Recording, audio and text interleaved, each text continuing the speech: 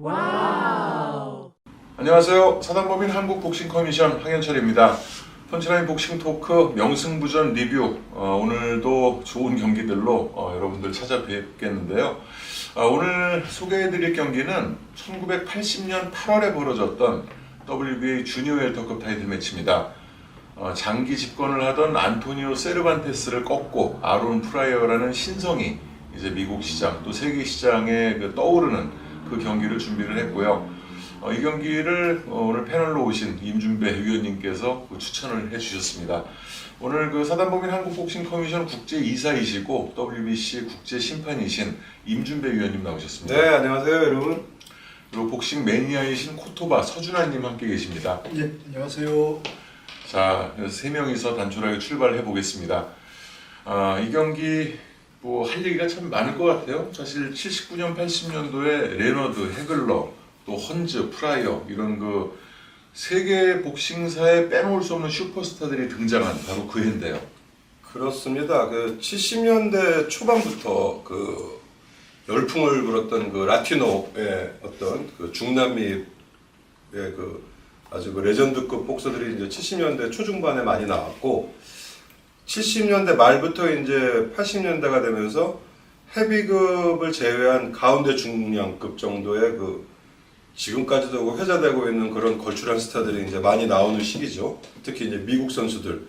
그래서 72년 미넨 올림픽, 76년 몬트리올 올림픽의 메달리스트들을 위주로 해가지고 아주 지금까지도 회자되는 그런 슈퍼스타급 선수들이 많이 나오던 그런 시절이죠. 네.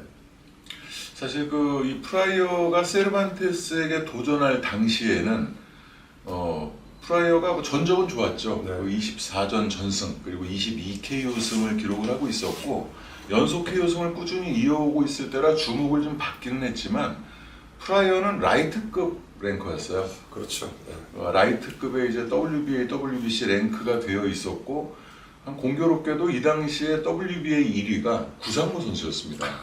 구상무 선수가 동양 챔피언이었던 시기인데 구상무 선수는 80년 8월이었죠. 그때 8월 16일인가 그때 인도네시아로 원정을 가서 토마스 아메리코에게 이제 타이틀을 KO로 내주고 결국 랭킹에서도 빠지고 이제 재기전 한번 하고 은퇴하는 그런 상황이 되는데 이 당시에 프라이어 랭킹이 라이트급에서 이제 세르반테스 도전이 결정되면서 주니어 웰터급 10위에 걸쳐진 그런 때로 기억을 하고 있거든요. 서준환님은 이 경기 어떻게 기억하시나요? 저는 이 경기에 대해서 워낙에 프라이어가 아마 관록도 높았고 세르반테스는 저 경기 당시 이미 36이라는 당시로서는 상당히 고령에다가 전적도 굉장히 저 당시 얼추 제가 확인은 못했는데 한 90전? 예, 90전 네, 이래는 이제 백전노장이었기 때문에 당시 이제 제가 기억하는 이제 스포츠지에 난 기사 내용으로는 왕이 대관식 같은 분위기이지 않았나 이제 이렇게 생각이 되는데 아르게요랑 짐 와트 전 경기도 그런 식으로 보도가 됐었고 이제 왕이 계승전처럼 이제 요 경기도 이 프라이어의 아마갈록과 그 이후에 파죽지세로 올라오는 어떤 프로에서의 연승가도 세르반테스가 굉장히 백전노장이긴 하지만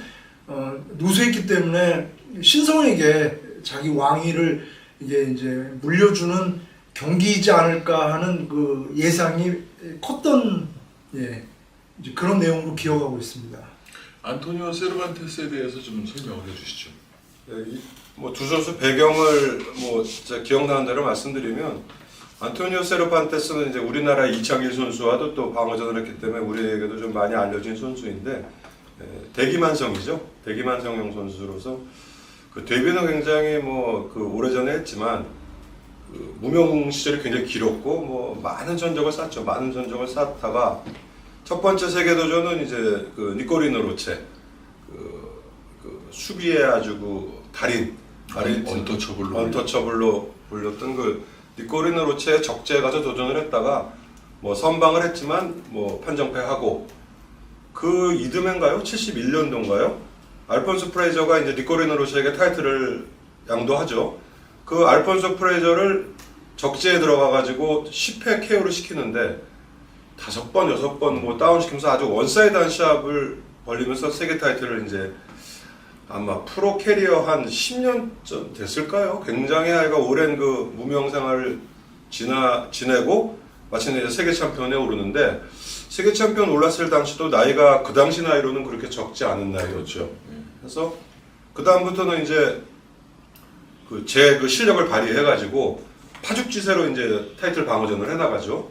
해나가는데 그 상대로는 뭐 우리나라의 이창길 선수와 6차 방어전을 했고 그 전에 또 동양에서는 그 이창길 선수와 함께 그 쌍벽을 이루던 일본의 라이온 후르야마도 이기고 해서 10차까지 이제 세계 타이틀을 방어를 하고 11차 방어전에서 푸에르토리코의 원정을 가서 그 당시에 이제 복싱 신동이라고 불리던 그 윌프레도 베니테즈의 도전을 받는데 사실 이 시합은 그 당시에 15라운드로 거행됐는데 글쎄 뭐 이렇게 뭐 크게 뭐 불꽃 튀는 장면은 없었어요. 그러니까 줄곧 세르반테스는 이제 접근을 시도하고 베니테즈는 아웃복스 하면서 했는데 그 판정은 뭐 지금 관점으로 봐도 베니테즈가 뭐 완전히 이겼다고 할 수는 없지만 어쨌든 뭐 홈링의 이점으로 그 베니테스가 세르반테스의 타이틀을 빼앗죠. 그래서 세르반테스로는 그 당시로는 최연소 세계 챔피언 등극의 제물이 된 뭐 그 당시에 이제 베니테즈가 17세 몇 개월이었나요? 해서 약간 최연소 어쨌든 그 세계 챔피언이 됐고 해서 그 타이틀을 잃었는데 그 이후에 베니테스가 다시 이제 체급을 올리죠.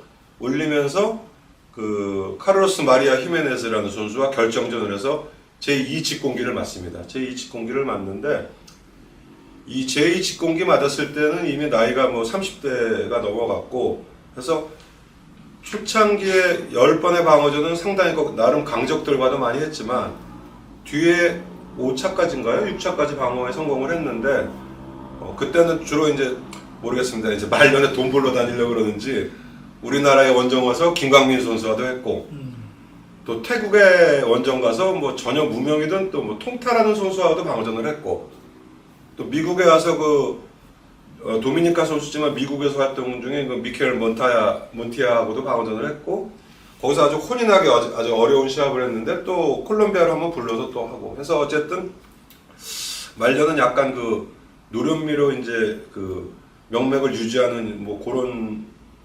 시기였는데 여기에 이제 80년도에 들어오면서 프라이어하고 이제 시합을 하게 된 거죠. 그래서 프라이어는 그 아마추어 캐리어가 굉장히 좋았죠. 뭐 전미 골든글러브도 우승을 하고 또 우리에게 제일 잘 알려진 건 그 토마스 헌즈와의 그 아마추어 대시합. 그러니까 토마스 헌즈가 무슨 저 수수깡처럼 삐쩍 말라가지고 그게 아마 라이트급 시합이었나요? 뭐 페더급 시합이었나요? 라이트급 그 골든글러브 결승전이었어요.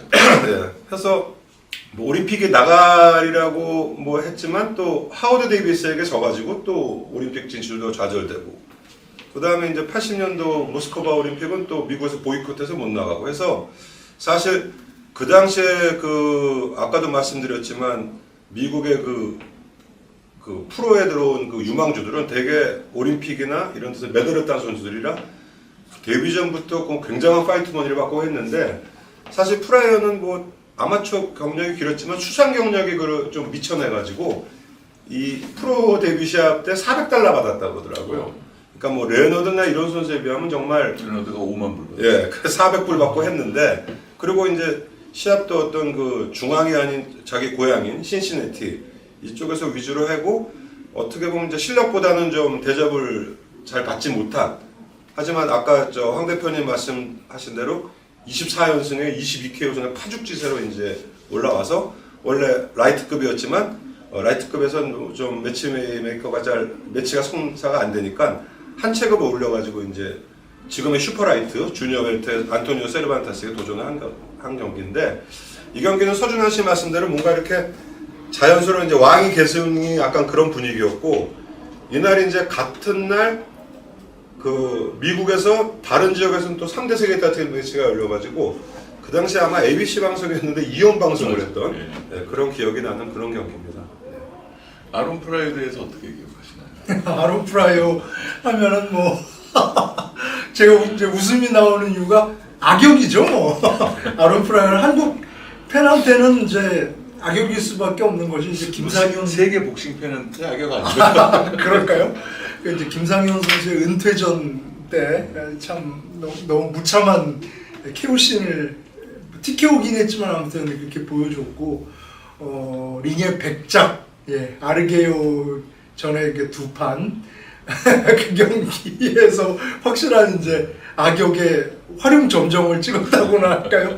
이제 뭐 그런 면이 있는 이제 복서인데 뭐 이제 실력이나 기량만큼은 뭐 지금 다시 돌아보면 너무나 탁월한 복서이지 않았나요? 아예 체질적으로 저걸 후천적으로 만들었을까 싶을 정도의 어떤 선천적인 어떤 파이팅과 그 흐물흐물한 변칙 인사이팅이라고 할까요? 그런 것 때문에 상대 선수들이 뭐 공략을 엄두가 안 나는 이제 그런 상대이지 않았을까 싶은데 중간에 불미스러운 어떤 그 개인사만 아니었다면 정말 장수하고도 남았을 그런 역대급 챔프가 되지 않았을까 그런 파이터로 기억하고 있습니다. 아론 프라이어는 그 처음에 나왔을 때 보는데 저런 바란스를 갖고 공격을 하는 선수 물론 이제 그러다 보니까 뭐 이 시합에서 다운을 한번 당하고 후에 방어전에서도 그렇죠. 뭐 다운을 여러 번 당하지만 다운을 당할 때 보면 주로 뭐 맞아서 데미지라기보다 자기 바란스에 자기가 막 못 이겨서 하다가 뭐 주먹을 맞고 쓰러지는 경우가 많았고 그렇죠. 그 사실 이 선수는 뭐 이제 아르게로 두 번 이기면서 악동의 그 이미지가 완전히 그 자리를 잡았지만 사실 그 시합으로 인해서 가장 그 자기로서는 제일 많은 파이트머니를 받은 게 또 아르게로와의 1, 2차전이고 악역이라기보다는 약간 궤동이죠, 궤동. 그래서 정말 그 불가사의한 복싱을 하고 저런 바란스로 저렇게 공격이 들어가갔는데 정말 그 상대를 완전히 그 압살해버리는 뭐 그런 스타일이었고 이 선수는 뭐 시합 후에 또 말씀드리겠지만 사실 그 서준환 씨 말씀대로 개인사만 좀 더 자기가 관리만 잘했다면 훨씬 더 그 레전드급으로 남았을 텐데 그 라이트급의 듀란 그다음에 하여간 레나드와의 시합도 얘기가 있었고 듀란과의 시합도 얘기가 있었는데 항상 그 자기 주장이 너무 세다 보니까 파이트머니라든지 이런 거에 대해서 레너드와 듀란과 자기가 그 격차에 대해서 너무 불만이 있어가지고 매치메이킹이 성립이 안 됐고 뭐 결국 나중에 이제 그 아르게와의 1, 2차전이 가장 자기로서는 그 어떤 베스트 파이트가 됐지만 뭐 그런 뭐 그 좀 늦었고 뭐 많은 그 복싱 마니아들 가끔 모이면 페이블리스 4에 왜 아론 프라이어는 안 들어가느냐 그런 뭐 질문을 하는 그 매니아들도 있는데 제 생각은 간단해요. 페이블리스 4하고 한 번도 싸운 적이 없다. 그리고 사실 뭐 주니어 웰타에서 활동을 했지만 웰타 미들하고 이렇게 논하기는 좀 무리가 있는 그런 선수였지만 하여간 좀 희한한 캐릭터. 그 전무후무한 이제 스타일인데 이 복싱 또 마니아들은 이 후대에 나심 하메드가 이제 프라이어의 업그레이드 버전이 아니냐라는 또 얘기도 하는데 저는 업그레이드 버전이라고 결코 생각하지 않는 것이 흐르적거리는 약간 그 축건 스타일의 변칙은 좀 뭐 비슷해 보이지만 나심 하메드는 그런 밸런스 가지고 저런 진짜 러싱 파이팅을 보여주지는 못했거든요. 근데 프라이어는 시종 일관 그런 흐르적거리는 밸런스 가지고 쳐들어가서 상대를 아예 압살해버리는 그런 러싱 파이팅을 일관되게 보여줬기 때문에 좀 업그레이드 버전이긴커녕 뭐 나심 하메드가 스타일이 비슷해 보일지언정 프라이어가 오히려 한 수 위가 아닌가 이렇게 생각될 정도로 어떤 그 흐르적거리는 그 변칙 복싱이라는 측면에서 저는 이제 그렇게 높이 평가하고 있습니다. 저는 프라이어랑 하메드는 결이 다르다고 생각을 해요. 예. 거의 일치되는 부분은 정통에서 약간 벗어난 복싱 그런 변칙이라는 것 외에는 결이 좀 다르지 않나 이렇게 생각합니다. 그냥 이거는 뭐 검증 안 됐지만 이제 마니아들끼리 모이면 프라이어는 저 당시에 이제 뭐 약물에 대한 게 지금 같은 개념이 아니었기 때문에 분명히 뭔가 약물을 했을 것이다. 아니면 저런 파이팅이나 저런 게 안 나온다는 뭐 그런 얘기도 있고 결국은 후에 이제 코카인과 그 약물 중독으로 이제 많은 트러블을 사실 일으키긴 하죠. 그래서 그거에 대한 건 뭐 시합 끝나고 또 한번 잠깐 뭐 말씀드려보도록 하죠. 맞습니다. 그 프라이어가 지금 임준배 위원님 말씀대로 레너드나 두란이나 전부 대전이 성사될 뻔했어요. 하지만 돈 때문에 이제 성사가 안 됐고 만비랑 통합전은 날짜까지 잡혔는데 또 안 됐고 그 얘기는 이 프라이어 세르반테스 경기를 한번 보시고 난 뒤에 또 얘기를 나눠보도록 하겠습니다. 그럼 경기 보시죠. Larry Rosadia. Ladies and gentlemen, introducing the #1 contender vying for title honors this evening, the challenger hailing from Cincinnati, Ohio, weighing a trim and ready 138.5, black trunks and a white stripe, undefeated as a pro, 24-0, Aaron the Hawk Pryor.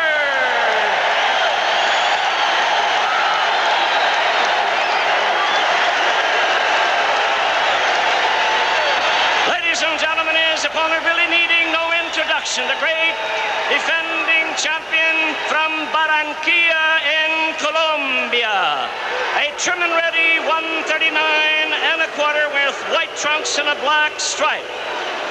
Introduciendo the ageless, long-time boxing champion, Antonio Cervantes. Referee Rosadia now to give instructions. All right, Jimmy Lennon doing his usual sparkling job as the ring announcer with beautiful Spanish pronunciation. Pryor weighed in at 138.5, Cervantes at 139.25. The limit for junior welterweights 140 pounds. Just want to remind you one thing.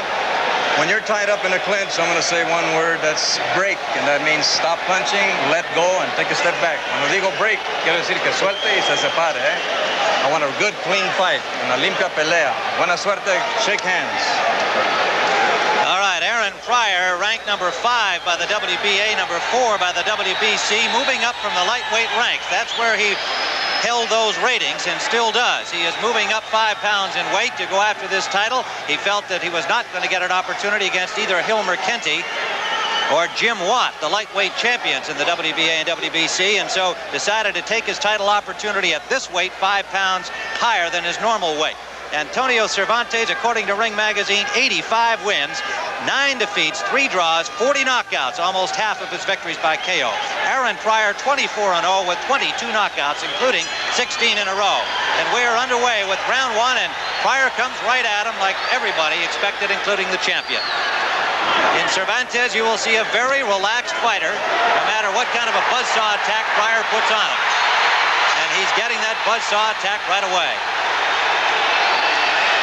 They're winging right from the start, Tim. It's Pryor's style. He's got a lot of guys out of there in one round. Well, in that exchange, he did not land a real good, clean punch. But he keeps throwing them. There's a good left hook from the champion, Cervantes.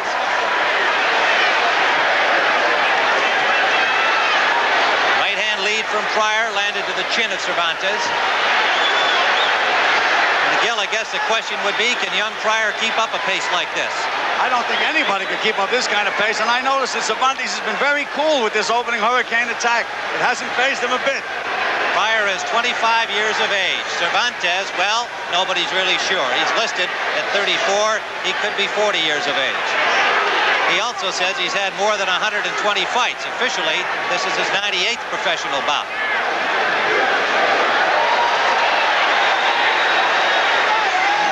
Pryor in black, the champion in white. They're both blowing bombs, Tim. Both looking for an early KO. Kid Pambale. Why is he called that? Well, an uncle had a fighter he liked in Nicaragua that he had followed. His name was Kid Pambale, less distinguished in his career than Cervantes, but that's how he got the nickname. It does not mean anything. It is indeed just a nickname. Tim, we noticed in the preliminaries that the canvas was very, very slippery, and Pryor has the kind of shoes that it should help him. He has the rubber soles, where Cervantes may be slipping with those leather soles. Let's see as the fight progresses. All right, Gil Clancy with Tim Ryan, ringside, live on the Sports Spectacular. We'll be going to Talladega, Alabama today, back to Detroit, where Dick Stockton and Angelo Dundee are preparing to view tonight's Hearns Cuevas welterweight championship fight. Less than a minute to go in round number 1. Okay, Frank, step back, Frank. Déjalo salir limpio. A busy Aaron Pryor doing what everyone expected thus far. The champion showing that he is hard to hit. He's taken a couple of licks, however.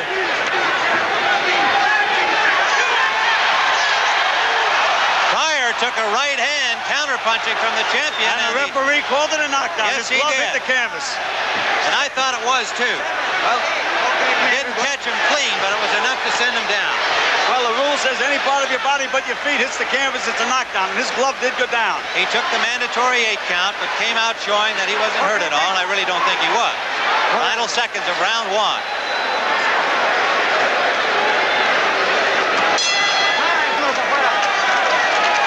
In Aaron Pryor's corner, the venerable Freddie Brown, working as the cut man today, wearing his familiar green sweater, the man who had a lot to do with Roberto Duran's success. Pryor is trained by Panama Lewis and Frank Sims. Freddie's not only working as a cut man, I saw him talking to Aaron between rounds, which means he's taking over the strategy as well. Well, he was getting strategy from 3 of them during that first break. Well, It'll be interesting to see how that develops. Well, they say that too many cooks spoil the broth. In this case, I counted 5 cooks in Aaron's corner. The champion is managed by Ramiro Machado, who is in his corner, and trained by Melquiades Sanz from Venezuela. This is round 2, scheduled for 15, 140-pound championship of the WBA. Aaron Pryor in black, Cervantes in white. If you just joined us, Cervantes sent Pryor to the canvas with a right hand to the chin that did not hurt him, but had enough force to send him down. See that upper body strength of Pryor? He just shrugged Cervantes off him that time. Cervantes about 5'9". They call him 5'11", but we've been checking him out pretty closely this week in training, and my guess would be that he's about 5'9". Pryor stands 5'6". Against the sharpshooter such as Cervantes, Pryor is coming in wide open. He just paid for it on that last exchange skill with a left hand from the champion. When he punches, he sticks his chin up in the air. That can be fatal any time in a fight. The legendary Kid Pambale has 40 knockouts and 85 professional victories.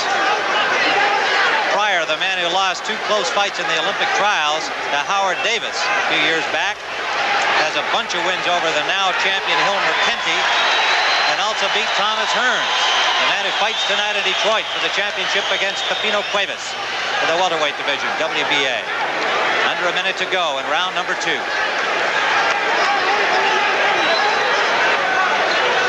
Both of these guys are bombers, Tim. I'm waiting for something big to happen at any time.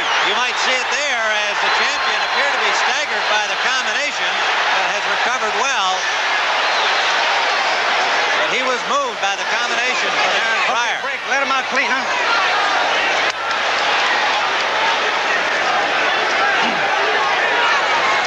Tremendous pace in the early going. Under 30 seconds remaining, round 2.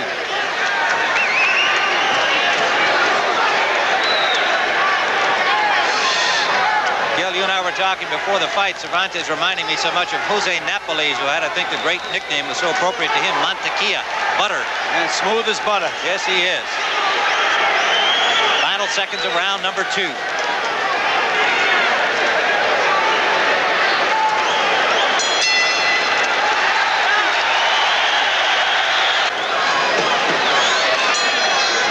Tim Ryan and Gil Clancy live from Cincinnati, Ohio, the Riverfront Coliseum. Round 3 scheduled for 15. Aaron Pryor, the challenger in black. The champion, Kid Pambale Cervantes in white.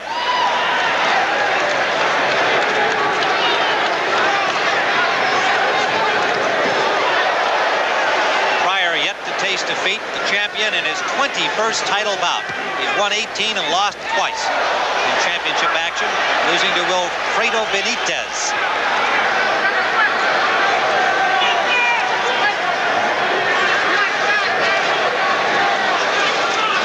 Cervantes looks very, very awkward when he's leading. He has to keep his form and look to counterpunch. But when he tries to throw leads, he looks very, very awkward, Tim. Cervantes won the title originally in 1972. from Alfonso Peppermint Frazier. Defended it 10 times before losing to Benitez in '76.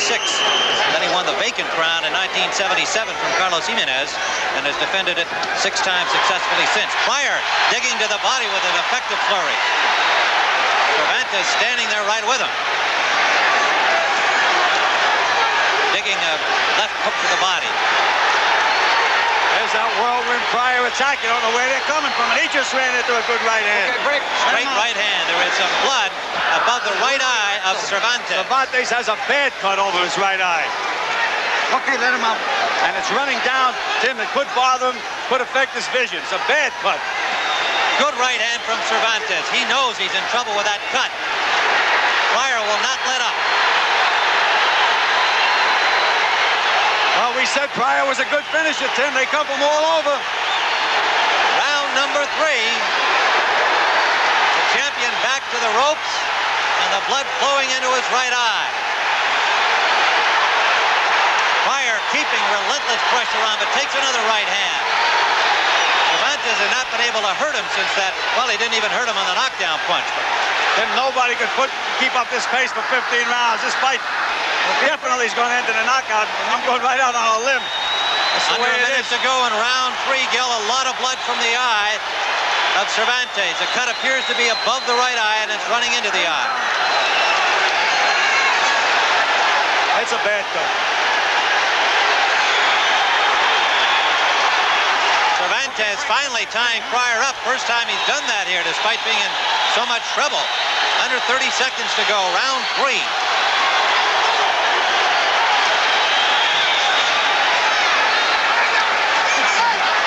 Pryor to the body and up top. Jabbing away at that cut. Final seconds of the 3rd round.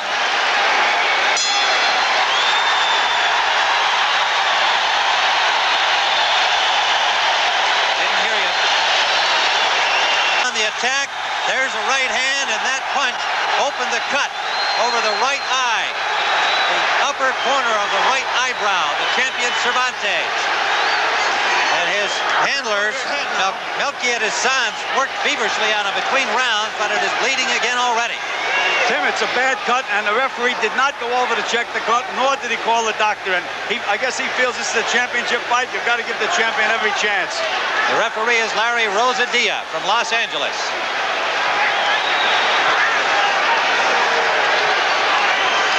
Lots of blood again on the face of the champion Cervantes. The cut is wide open again, Tim. It has to affect his vision. There is young Aaron Pryor Jr. watching his daddy in action, along with Mama.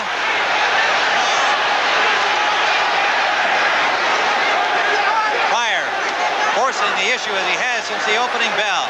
The counter-punching Cervantes has landed some, but has not been able to stop Pryor or slow him down at all, despite the knockdown in the 1st round.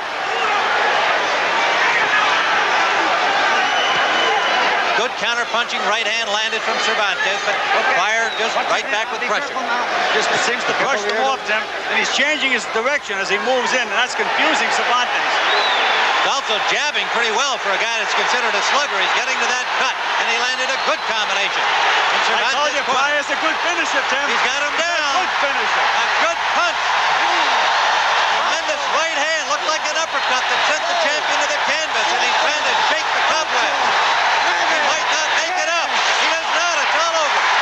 There is a new junior welterweight champion, the hometown hero, Aaron Pryor, with a 4th round knockout of the Latin legend Kid Pambale Cervantes in his 21st title fight. And there is bedlam in the Riverfront Coliseum. They have their first champion since 1955, when the lightweight Wallace Bud Smith was the local hero, and 5 years prior to that, heavyweight Ezzard Charles. It's been a long time between drinks for fight fans in Cincinnati, and Aaron Pryor has brought them a title. Well, he had himself tremendously psyched for this fight, and he was also able to come out and do the job physically. They have the championship belt in there. As you can see, there's chaos in the ring, but Pryor has the belt. A brand new belt that was prepared for this fight.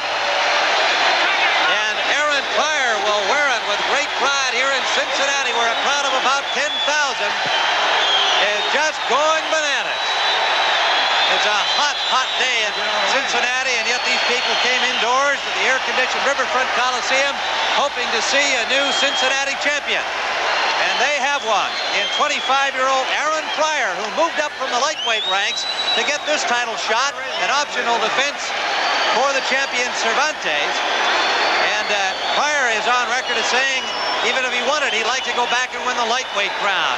So Gil Clancy, your reflections. We'll have some more time to chat, but what's your impression right now? Well, Pryor is the kind of a guy that goes all out for the opening bell, Tim. He doesn't believe in pace. He thinks he's supposed to be in condition to go 15 rounds at that pace. I don't think he'll ever have to. He knocks everybody out. Okay, Gil. Well, we'll be back here to chat with a happy champion in just a moment. 야, 역시 프라이어의 시합은 뭐 생동감도 넘치고 그냥 보면서 어쨌든 그 올드복싱 팬분들뿐만 아니라 아마 요즘 세대의 복싱 팬도 뭔가 좀 꿈틀거리는 그런 느낌이 있어요. 지금 시합 보는 도중에 얘기한 게 요즘에 그 핏불이나 저번타 데이비스하고 했으면 정말 재밌었겠죠. 물불을 안 가리는 시합이 됐을 것 같고, 근데 또 이게 시대가 틀리니까 저번타 데이비스 같은 경우는 프라이어 같이 저렇게 나온 선수한테 좀 조심을 했겠죠. 그렇겠죠. 프라이어는 전혀 개의치 않았을 것 같고, 요즘 복서들이 또 워낙 빠르기 때문에 네. 과거만 해도 프라이어의 어떤 그 스피드, 그 반박자 빠른 그 템포를 아무도 잡아내지 못했었는데 요즘은 모르겠습니다. 그래서 어차피 시대를 초월한 그 가상 대결은 뭐 정말 가상 대결이고, 그래서 어쨌든 이제 이 시합 후에 그 프라이어는 자기 최대 전성기인 그 아레게와의 시합 하고, 뭐 김상현 선수도 일방적으로 물리치고 해서 그 전성기를 더 오래 갈 거라고 생각을 했는데, 결국은 그 조니 범프스와의 시합이 이제 거론되고 하다가 느닷없이 WBA 타이틀을 그냥 내놔버리고 그 시합은 이제 조니 범프스가 결정돼서 챔피언이 돼가지고 뭐 범프스도 결국 오래 가진 못했지만 했고, 그 당시에 창립했던 그 IBF 초대 챔피언 결정전에 아니요, 챔피언으로 인정을 받아서 그냥 방어전을 했죠. 그래서 그 당시에 IBF가 처음 만들어졌을 때 경량급은 이제 우리나라 필리핀한테 기회를 많이 줬고, 그 다음에 스핑크스, 해글러, 홈즈, 프라이어는 그냥 챔피언 자격을 부여를 했죠. 맞습니다. 그래서 그 중에는 뭐 IBF 챔피언은 뭐 전혀 개의치 않은 선수도 있었는데, 프라이어는 이제 WBA 타이틀을 내놓고 그 15라운드, 그때까지만 해도 15라운드를 계속 뛰던 그 IBF 타이틀 1차, 2차 방어전을 했는데, 이 당시부터 이제 약간 개인적으로 이제 여러 가지 문제가 있었는지 몰라도 사생활 문제겠죠. 그래서 두 시합 다 연속 판정으로 이제, 더구나 한 시합은 스프리트 시즌인가? 약간 좀 어렵게 이제 그 전에 보여줬던 그런 어떤 그런 폭발적인 그런 그 파이팅은 못 보여주고, 결국은 IBF 타이틀도 자기의 그 아마 그 약물 중독, 코카인에 대한 이런 것 때문에 IBF 쪽에서 박탈을 해가지고 한동안 또 공백기를 갔다가 재기를 했는데, 이제 보비정이라는 그냥 중견급한테 이제 KO가 되고 그 시합이 프라이어로서는 이제 유일한 프로 캐리어의 1패가 되는 거죠. 하고 그 이후에 뭐 한두 번 더 시합을 했지만 뭐 그 다시 그 1급선에 복귀를 못하고 그대로 은퇴를 했는데, 결국은 그 프라이어는 더 큰 슈퍼스타가 못 됐던 거는 그 프로모터의 어떤 그 비즈니스 부재와 그 자기 사생활, 약물에 의한 어떤 그 문제, 트러블 뭐 이런 것 때문에 이제 더 그 크게 그 평가받는 슈퍼스타는 못 되었고, 지금 프라이어도 고인이 된 지 한 10년이 넘었죠. 그래서 2010년도에 별로 그 많지 않은 나이에 요절이죠. 60세에 죽었어요. 예, 요절까지는 아니라도 하여간 젊은 나이에 했는데, 이 프라이어는 좀 아이러니컬한 게 오히려 곤투를 그만두고 그 갱생을 했다 그래야 되나요? 예. 그래서 목회자도 되고 뭐 약도 이제 손을 끊고 했지만, 그 젊었을 때 뭐 여러 가지가 뭐 건강상에 아무래도 좀 영향이 있었겠죠. 그래서 그렇게 뭐 장수는 못하고 돌아가셨고, 세르반테스는 반면에 아직까지도 뭐 콜롬비아에서 그냥 그 말년을 보내고 있고, 지금도 이제 주니어 웰터급에서 어떤 평가는 아론 프라이어보다는 오히려 세르반테스를 높게 쳐주는 경우도 많고, 특히 동양권에서 이제 그 어떤 그 올타임 랭킹을 할 때는 오히려 세르반테스를 높게 쳐주는 것이, 이 세르반테스의 그 1차 챔피언 재임 시절의 시합은 정말 강렬했거든요. 그래서 뭐 업적만 놓고 보자면 네. 주니어 월드컵에서는 세르반테스가 우위에 있다고 저도 봅니다. 그래서 그 특히 그 언젠가는 그 일본에 와서 방어전을 하는데, 그게 이제 후지 TV 그 가도다 신이치라는 그 선수가 이제 그 도양 챔피언이었죠. 그래서 우리나라의 조영철 선수를 이기고 도양 챔피언이 됐는데, 그 미사코짐 소속이었어요. 그래서 미사코짐은 지금까지도 후지 TV와 계속 그 연결을 맺기 때문에 그 시합을 했는데, 그 당시에 이제 MBC가 후지 TV하고 또 이 같이 이제 그 뭐라 그래야 되나, 자매 결혼을 했다 그래야 되나. 그래서 그 시합도 중계를 이제 MBC 본트에서 해줬는데 정말 충격적이었죠. 그래서 가도다 신이치는 우리나라 조영철 선수와도 했고, 그 상당히 그 동양에서는 강타자고, 또 하와이 원정이라든지 해외 경험도 많은 어떻게 보면 그 세계 챔피언의 그 후보였는데, 8라운드 KO가 됐는데 8번 다운을 시키죠, 세르반테스가. 그래서 정말 빈틈없는 디펜스의 그 강타에 아주 그 좋은 바란스를 보면서, 야, 저것이 세계 레벨이구나, 뭐 이런 걸 어렸을 때 뭐 느꼈던 그런 기억이 있습니다. 수준아님은 보시면서 계속 이제 약물 소리 좀 많이 하셨어요. 어떻게 보셨나요? 아니, 방송에서는 그런 언급을 노골적으로 하기가 뭐해서 그냥 이제 개인적인 문제라고 이렇게 두루뭉술하게 이렇게 넘어갔는데, 뭐 보고도 그러니까 믿기지가 않는 거죠. 이제 저런 파이팅과 저런 어떤 변칙적 스타일이 저 상태로 이렇게 이제 유지가 된다는 게 믿기지가 않고, 다들 보셔서 아시겠지만 빈틈도 너무 많아요. 뭐 이렇게 복싱을 이제 정석으로 이렇게 이제 접하는 사람 입장에서는 믿어지지가 않는 복싱 스타일이라고 할 수 있죠. 턱도 벌리고 있죠. 그리고 가드도 없죠. 가드도 오픈이고. 예, 가드도 오픈이고, 뭐 주먹도 리딩 펀치, 뭐 그 콤비네이션 가리지 않고 아무데서나 막 난사가 되고, 스텝도 불규칙하고. 그런데도 그냥 아론 프라이어가 만약에 지략이 있었다면 그냥 딱 하나, 그냥 다른 거 필요 없다. 일단 상대의 약호를 죽이고 들어가야 승패는 거기서 판단이 난다. 이런 어떤 계산이 있지 않았을까. 그래서 4라운드까지 경기 내용을 보면은 세르반테스 유효타가 오히려 더 많고, 그 적중률도 훨씬 높고, 프라이어는 사실은 이렇게 어그레시브 제너럴십만 앞섰지 빈손인 경우가 많았거든요, 냉정하게 보면. 그런데 지치기는 세르반테스가 훨씬 많이 지쳐 보이고요. 이미 3라운드쯤에 이렇게 코너로 돌아갈 때 세르반테스 표정이 굉장히 안 좋더라고요. 굉장히 많이 탈진한 표정이었고, 그래서 아까 황 대표님께도 저렇게 몰리는 상태 펀치를 안 내도 상대가 저 정도로 탈진할 수 있는가라고 제가 이제 중간에 이제 여쭤보기도 했는데, 뭐 그런 면에서 세르반테스는 그냥 안에서부터 자멸하는 게 아닌가. 그리고 그걸 자멸을 이끌어내는 것은 괴력 같은 프라이어의 변칙적 파이팅. 예, 이렇게 이제 요약해서 말씀드릴 수 있을 것 같습니다. 그래서 이 프라이어 별명이 더 헉, 뭐 매. 예, CCTM. 이후에 이제 우리나라 장정구 선수 스타일이 프라이어하고는 조금 틀리지만 뭐 리딩 펀치 없이 막 나가고, 그 변칙 임기응변에 능해가지고 우리나라 장정구 선수에게 외국 그 전문가들이 코리안 헉이다. 그러니까 프라이어와 약간 유사점이 있다. 예. 그래서 장정구 선수도 상당히 그 어떤 변칙 스타일이고 정석 같지 않은. 그렇게 볼 수도 있겠네요. 그래서 이제 코리안 헉이라는 그 별명이 장정구 선수한테 붙여지기도 했었죠. 그래서 하여간 프라이어는 뭐 상당히 그 항상 재밌고 항상 그 지루하지 않은 시합. 보는 재미가 있네요. 일단 기세로 상대를 압도해버리는 것 예, 같아요. 예. 그러니까 세르반테스도 그렇게 유효타를 본인이 때리고, 그 프라이어는 사실 그 공타가 좀 많았었는데도 예.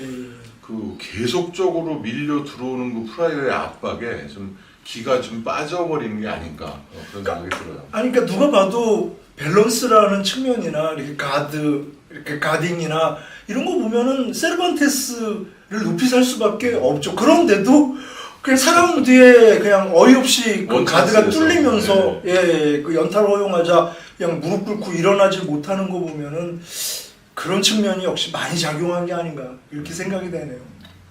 그리고 프라이어는 극단적으로 얘기하면 시합 시작하면 제정신이 아닌 것 같은.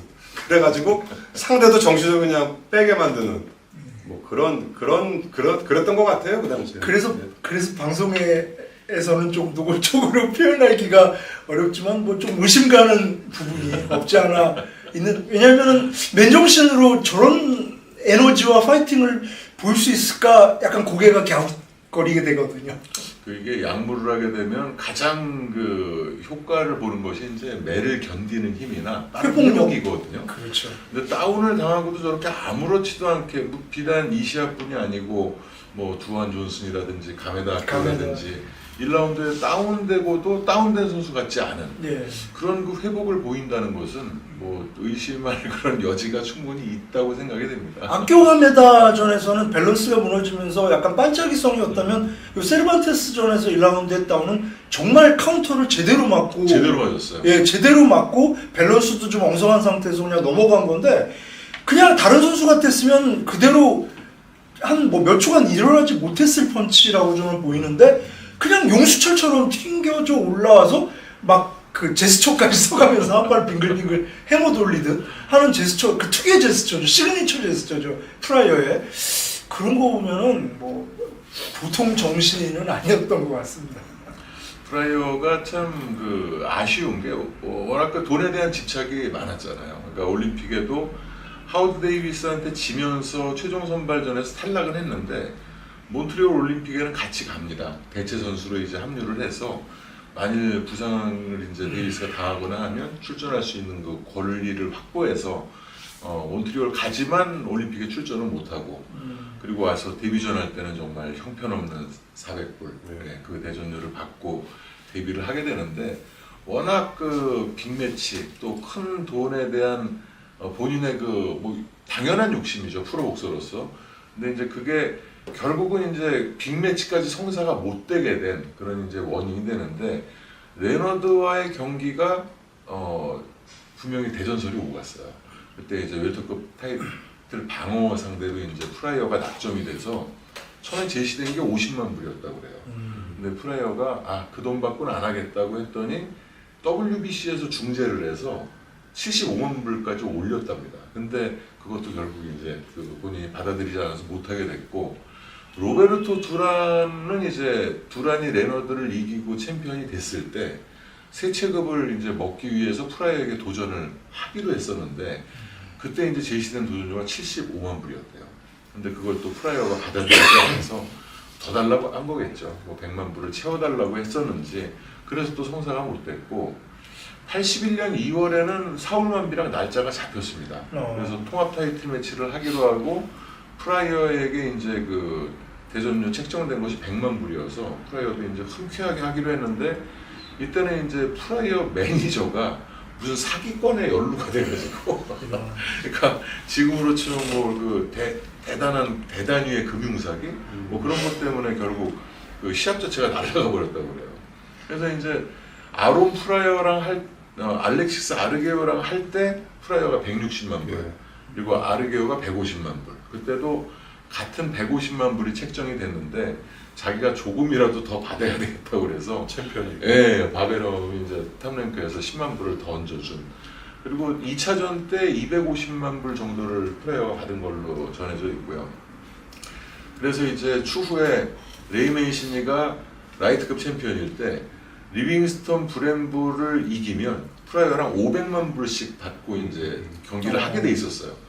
근데 그때 이제 브렘블에게 14회 TKO로 아르게오가 지니까 프라이어가 그 경기를 보면서 울었답니다. 아무래도 브렘블과 프라이어는 흥행성이 좀 떨어지죠. 그렇죠. 예. 뭐 매치가 될 수 있는 또 한다한들 그만큼의 돈을 받을 수 없는 그런 거였기 때문에 성사됐으면 다 정말 재밌었을 그렇죠. 그런 상대들이네요. 아마 지건 이기건 했다면 그 페뷸러스 5가 될 수도 있고 누구를 밀어내고 그 자리에 또 프라이어가 갔을 수도 있었을 텐데 전 오히려 사울만비와의 일전도 정말 재밌었어요. 사울만비가 그렇죠. 보통 까다로운 선수가 아니에요. 사울만비가 호락호락하게 맷집이 좋잖아요. 그래서 프라이어가 어떻게 상대할지 그건 너무 궁금해지고 너무 아쉽네요. 물음표를 참 많이 남긴 복서이기도 한데 약물의 의심은 분명히 되지만 그런 걸 떠나서 참 매력적인 복서가 아니었나 그런 생각이 들어요. 그러면 다음 시간에는 같은 날이죠. 1980년 8월 2일에 지금 이 프라이어 세르반테스전은 신시내티에서 했고 또 다른 장소 그 코브라 토마스 헌즈의 고향이었던 디트로이트에서 벌어졌던 그 3대 타이틀 매치 중에 하나 우리나라의 그 오영호 선수와 힐머 켄티가 그 WBC 라이트급 타이틀 매치를 벌이는 WBA죠. 예, 라이트급 타이틀 매치를 벌이는 그 경기를 다음 시간에 보도록 하겠습니다. 끝까지 시청해 주셔서 감사드립니다. 감사합니다.